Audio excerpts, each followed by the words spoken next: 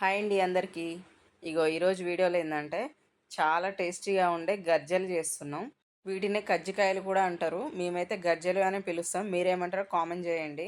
గర్జలు అయితే ఒక్కళ్ళు చేయాలంటే కొంచెం టైం పడుతుంది కాబట్టి ఇద్దరు చేసుకుంటే తొందరగా కంప్లీట్ అయిపోతాయి. ఇక్కడైతే నేను మా మరదలు ఇద్దరం కలిసి చేస్తున్నాం. తను పిండి కలుపుతుంది. ఈ గర్జలు చేయడానికి అయితే ఒక కేజీ గోధుమ పిండి తీసుకుంది. దాన్ని అయితే మంచిగా జల్లించుకొని దాంట్లో ఒక స్పూన్ ఆయిల్ కూడా వేసుకొని టేస్ట్కి సరిపడా సాల్ట్ వేసుకొని కొంచెం కొంచెం వాటర్ పోసుకుంటూ ఈ గోధుమ పిండిని అయితే చపాతీ పిండిలాగా సాఫ్ట్గా కలుపుతుంది. గోధుమ పిండి కలుపుకునేటప్పుడు కొంచెం ఆయిల్ కూడా వేసుకుంటే పిండి సాఫ్ట్గా వస్తుంది. చపాతీలకైనా పూరీలకైనా అట్లా ఆయిల్ వేసుకుంటే చాలా బాగుంటాయి. ఇకనైతే వాళ్ళ అత్త కలుపుతుంటే మా బుజ్జి బాగా డిస్టర్బ్ చేస్తుంది. తను కూడా కలుపుతూ ఉంటుంది. చూడండి ఎట్లా కలుపుతుందో.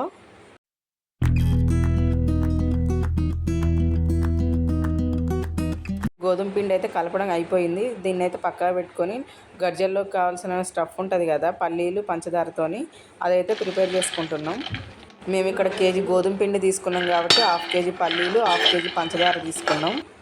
గ్యాస్ స్టవ్ వెలిగించుకొని ఒక కళాయి పెట్టుకొని దాంట్లో హాఫ్ కేజీ పల్లీలు పోసుకొని మంచిగా వేయించుకోవాలి. పల్లీలు ఎంత వేయించుకుంటే అంత టేస్ట్ అయితే మంచిగా వస్తాయి గర్జలకి. పల్లీలు మనకు వేగినాయి అని ఎట్లా తెలుస్తుంది అంటే పైన పొట్టు కొంచెం చిటపట అనే సౌండ్ వస్తుంటుంది చూడండి. ఈ స్టేజ్లో ఉంటే పల్లీలు అయితే మంచిగా వేగినట్టు. పల్లీలు బాగా వేయించుకోకపోతే లోపల స్టఫ్ అయితే కొంచెం పచ్చి పచ్చిగా స్మెల్ అయితే పల్లీల స్మెల్ పచ్చివాసన లాగా వస్తుంటుంది కాబట్టి టేస్ట్ అయితే అంత మంచిగా అనిపించవు. పల్లీలు అయితే మంచిగా వేగినాయి. ఇవి అయితే గ్యాస్ ఆఫ్ చేసుకొని ఒక చాటలో పోసుకొని చల్లారించుకోవాలి. పల్లీలు అయితే చల్లారిన తర్వాత పైన పొట్టు కూడా మంచిగా తీసేసుకోవాలి. చూడండి ఇట్లా నలపగానే పొట్టు అయితే ఎంత బాగా ఊడిపోతుందో అన్ని పల్లీలకు కూడా అట్లనే పొట్టు మొత్తం తీసేసుకోవాలి. పల్లీలకైతే పొట్టు మొత్తం చల్లారిన తర్వాతనే మంచిగా వస్తుంది. వేడి మీద ఉన్నప్పుడైతే పొట్టు అన్నిటికీ అంతా ఊడిపోదు. మావాడైతే ఇక పల్లీలు ఆగమాగం చేస్తున్నాడు, అటు ఇటు చేస్తున్నాడు పొట్టు తీయనీయకుండా. చూడండి పల్లీలకైతే పొట్టు మొత్తం మంచిగా వచ్చింది. పొట్టు మొత్తం తీసేసుకున్న పల్లీలను అయితే ఒక మిక్సీ జార్లో వేసుకొని కొంచెం బరకగా మిక్సీ పట్టుకోవాలి. మరీ మెత్తగా అవసరం లేదు, కొంచెం బరకగా ఉంటేనే బాగుంటాయి. పంటకి తగులుతుంటుంది కదా ఆ పల్లీలు. హాఫ్ కేజీ పల్లీలు తీసుకున్నా కాబట్టి హాఫ్ కేజీ పంచదార తీసుకొని ఈ పంచదార మెత్తగా పౌడర్ లాగా మిక్సీ పట్టుకుంటున్నా. మిక్సీ పట్టుకుని పంచదార పొడి అయితే పల్లీల పొడిలో మంచిగా కలిసేలా కలుపుకోవాలి. ఈక్వల్గా మనకు పంచదార ఎంత క్వాంటిటీలో ఉంటుందో ఈ పల్లీల పొడి కూడా అంతే క్వాంటిటీలో తీసుకుంటేనే మనకు స్వీట్ మంచిగా ఉంటుంది. ఈ గజ్జల లోపల స్టఫ్లోకి అయితే ఎండు కొబ్బరి పొడి ఉంటుంది కదా, అది కూడా వేసుకోవచ్చు, యాలకులు వేసుకోవచ్చు. మేమైతే ఆ రెండు వేసుకోలేదు. చూడండి మనకి ఇక్కడ పల్లీల పొడి పంచదార పొడి అయితే రెండు మంచిగా కలిసినాయి. చూడడానికి చాలా మంచిగా అనిపిస్తుంది. మనకు గజ్జల లోపలికి కావాల్సిన స్టఫ్ అయితే మంచిగా రెడీ అయింది. ఇంతకుముందే కలిపి పక్కన పెట్టుకున్న గోధుమ పిండి ఉంది కదా, చూడండి అదైతే ఎంత సాఫ్ట్గా ఉందో. మళ్ళీ ఒక 2-3 సార్లు మంచిగా కలుపుకోవాలి ఆ పిండిని, ఇంకా సాఫ్ట్గా అవుతుంది. ఇక్కడ మళ్ళీ మా బుజ్జి చూడండి వాళ్ళ అత్తతో పాటు కలుపుతుంది. కలుపుకుని ఈ గోధుమ పిండిని అయితే చిన్న చిన్న రౌండ్ బాల్స్ లాగా చేసుకుంటుంది. మనకి ఎంత సైజులో కావాలంటే అంత సైజులో రౌండ్గా చేసుకోవచ్చు. పిండి మొత్తం కూడా చపాతీలాగా చేసుకోవడానికి అన్ని రౌండ్ బాల్స్ లాగా చేసుకొని పక్కన పెట్టుకోవాలి.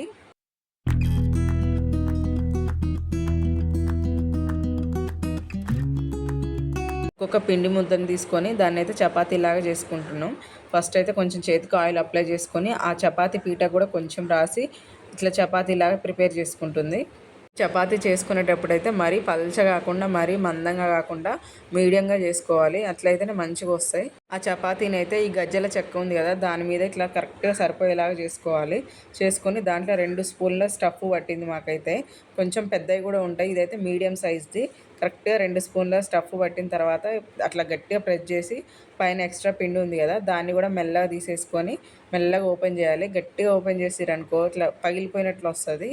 గజ్జల ఎడ్జెస్ అయితే పగలకుండా రావాలి అంటే మనం ఫస్ట్గా గజ్జల చెక్క ఉంది కదా దానికి చపాతీ పెట్టే ముందు అయితే మంచిగా ఆయిల్ అప్లై చేసుకోవాలి. ఆయిల్ అప్లై చేసుకుంటే ఏమవుతుందంటే గజ్జల ఎడ్జెస్ అయితే పగలకుండా నీట్గా వస్తాయి. చూడండి ఎంత నీట్గా వచ్చిందో.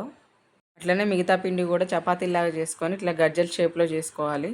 అన్ని గజ్జలు కూడా అట్లా ఒకేసారి ప్రిపేర్ చేసుకొని అన్ని పక్కన పెట్టేసుకున్నాం.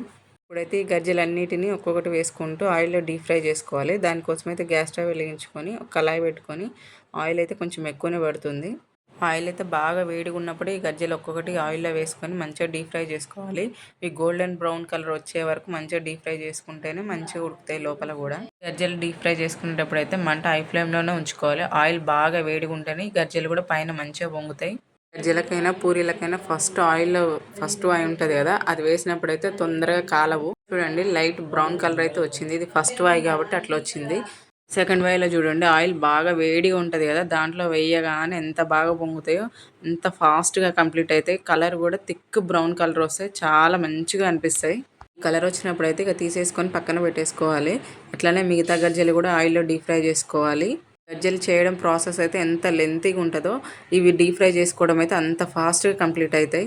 ఈ గజ్జలు తినేటప్పుడు కూడా అయ్యో అప్పుడు అన్ని గజ్జలు అయిపోయినాయి అన్నట్లు అనిపిస్తుంది. మీరు కూడా ఈ విధంగా ట్రై చేసి మీ ఇంట్లో వాళ్ళకి పెట్టండి. మీకు ఈ వీడియో నచ్చితే తప్పకుండా లైక్ చేయండి, షేర్ చేయండి, సబ్స్క్రైబ్ చేయండి. Thank you.